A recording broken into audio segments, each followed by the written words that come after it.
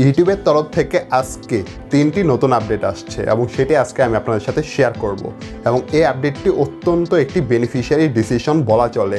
যারা আপনার নতুন কন্টেন্ট ক্রিয়েটর রয়েছেন বা ভবিষ্যতে ইউটিউব চ্যানেল খুলতে যাচ্ছেন তাদের জন্য এই আপডেটটি অনেক উপকারে আসবে। তো চলুন জেনে নেওয়া যাক 3টি আপডেটের প্রথম আপডেটটি কি। প্রথম আপডেটটি হচ্ছে আপনার অডিও লাইব্রেরিকে কেন্দ্র করে।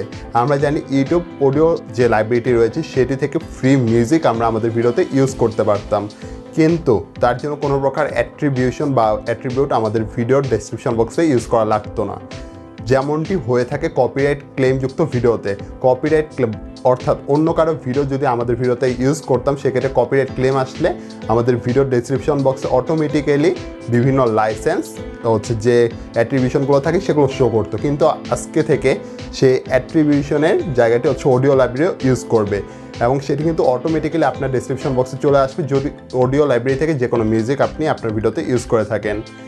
এই ক্ষেত্রে নতুন ইউটিউবার্সরা একটি সুবিধা নিতে পারবে, কারণ তারা যখন নতুন ইউটিউবে আসে তখন দেখে পুরাতন ইউটিউবার্সরা বা ফেমাস ইউটিউবার্সরা যে মিউজিকটি ইউজ করতেছে তারা সেই মিউজিকটি খুঁজে পায় না, কিন্তু সেখানে যে লাইসেন্স বা অ্যাট্রিবিউশনগুলো আপনার ডিসক্রিপশন বক্সে অটোমেটিক্যালি যোগ করে দেবে ইউটিউব, সেক্ষেত্রে আপনি ওই লিঙ্ক থেকে আপনি ওই ভিডিওটি ডাউনলোড করে নিতে পারেন বা ওই মিউজিকটি ডাউনলোড করে আপনার ভিডিওতেও ইউজ করতে পারবেন। এটি অত্যন্ত একটি ভালো ডিসিশন।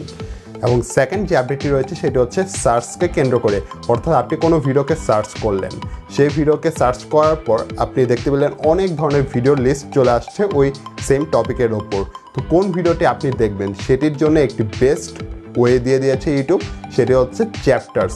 আপনার ভিডিওর নিচে অটোমেটিক্যালি চ্যাপ্টার্সগুলো শো করবে, যে চ্যাপ্টার্সগুলোর মধ্যে অ্যাকচুয়ালি কী কী আলোচনা করা হয়েছে, কোন স্টেপ থেকে কতটুকু পর্যন্ত আপনি সেটুকু একটা ধারণা নিতে পারবেন। এবং যদি সেই ভিডিওতে আপনার যে কোয়েশ্চেনটি রয়েছে সেই কোয়েশ্চেনটিও থাকে তাহলে ওই চ্যাপ্টার্স থেকে আপনি খুঁজে ওই চ্যাপ্টার্সের অংশে চলে যেতে পারবেন এবং এটি খুব ভালো একটি আপডেট বলা চলে।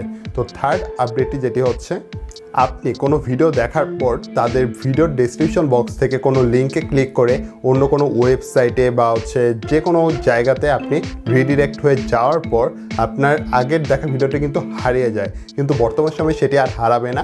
আপনি যদি ওই রিভিউ বা বিভিন্ন ধরনের যে লিঙ্কগুলোতে প্রবেশ করার পর অন্যান্য সাইটে চলে যাচ্ছেন সেখান থেকে যদি আবার ব্যাক করেন, সেখানে ব্যাক করার পর কিন্তু আবার আপনি ওই একই ভিডিওর একই অংশে চলে আসবেন যেখান থেকে আপনি ভিডিওটি দেখা স্টপ করেছিলেন। এবং এটি হচ্ছে আপনার তৃতীয় নাম্বার যে আপডেটটি সেটি, এবং এটির ফলে আপনার ভিডিওটি হারিয়ে যাচ্ছে না এবং আপনি আবার কন্টিনিউ করে ওই ভিডিওটি দেখতে পারবেন। তো এটি ছিল আজকের 3টি আপডেট। যদি এই ভিডিওটি ভালো লেগে থাকে অবশ্যই আমাদের চ্যানেলটিকেও সাবস্ক্রাইব করে যাবেন। তো আজকের মতো এখানে বিদায় নিচ্ছি, ধন্যবাদ।